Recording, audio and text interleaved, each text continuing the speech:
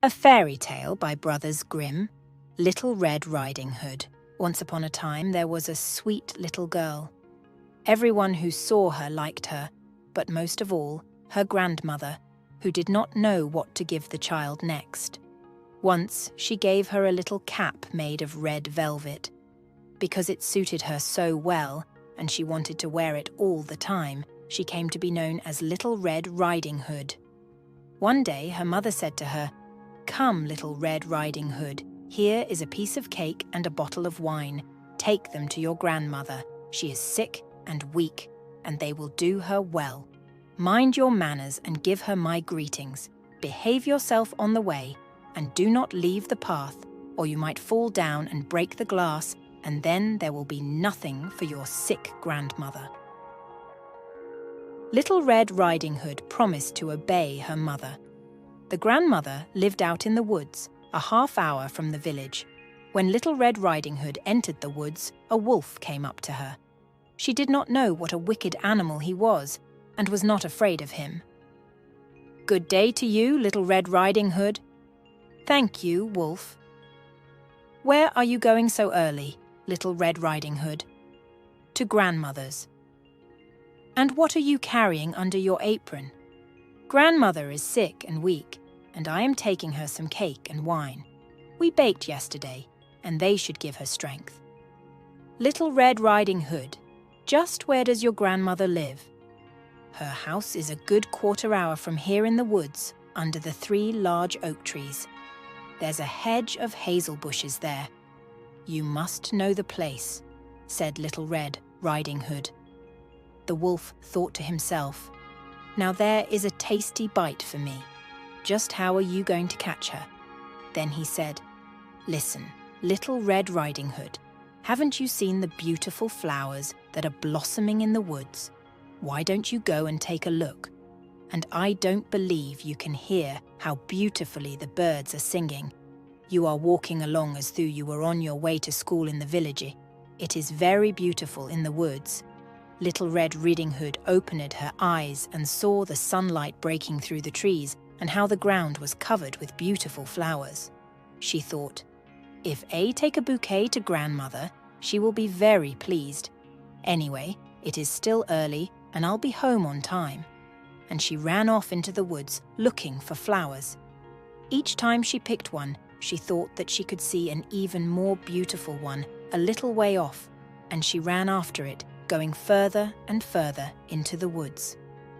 But the wolf ran straight to the grandmother's house and knocked on the door. "Who's there?" "Little Red Riding Hood. I'm bringing you some cake and wine. Open the door for me." "Just press the latch," called out the grandmother. "I'm too weak to get up." The wolf pressed the latch and the door opened. He stepped inside, went straight to the grandmother's bed and ate her up. Then he took her clothes, put them on, and put her cap on his head. He got into her bed and pulled the curtains shut.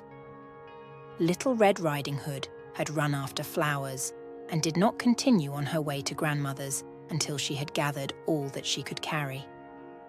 When she arrived, she found, to her surprise, that the door was open. She walked into the parlor, and everything looked so strange that she thought, "Oh my God, why am I so afraid? I usually like it at grandmother's."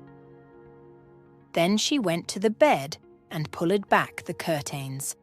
Grandmother was lying there with her cap pulled down over her face and looking very strange. "Oh, grandmother, what big ears you have! All the better to hear you with. Oh, grandmother, what big eyes you have! All the better to see you with. Oh, grandmother, what big hands you have! All the better to grab you with. Oh, grandmother, what a horribly big mouth you have! All the better to eat you with." And with that, he jumped out of bed, jumped on top of poor Little Red Riding Hood, and ate her up. As soon as the wolf had finished this tasty bite, he climbed back into bed, fell asleep, and began to snore very loudly. A huntsman was just passing by. He thought it strange that the old woman was snoring so loudly, so he decided to take a look. He stepped inside, and in the bed there lay the wolf that he had been hunting for such a long time. He has eaten the grandmother, but perhaps she still can be saved. I won't shoot him, thought the huntsman. So he took a pair of scissors and cut open his belly. He had cut only a few strokes when he saw the red cap shining through. He cut a little more, and the girl jumped out and cried, "Oh, I was so frightened. It was so dark inside the wolf's body." And then the grandmother came out alive as well. Then Little Red Riding Hood fetched some large, heavy stones. They filled the wolf's body with them, and when he woke up and tried to run away, the stones were so heavy that he fell down dead. The three of them were happy. The huntsman took the wolf's pelt. The grandmother ate the cake and drank the wine that Little Red Riding Hood had brought. And Little Red Riding Hood thought to herself, "As long as I live, I will never leave the path and run off into the woods by myself if Mother tells me not to." Please like, share and subscribe for more videos like this. Don't forget to hit the notification bell. Your encouragement is highly appreciated.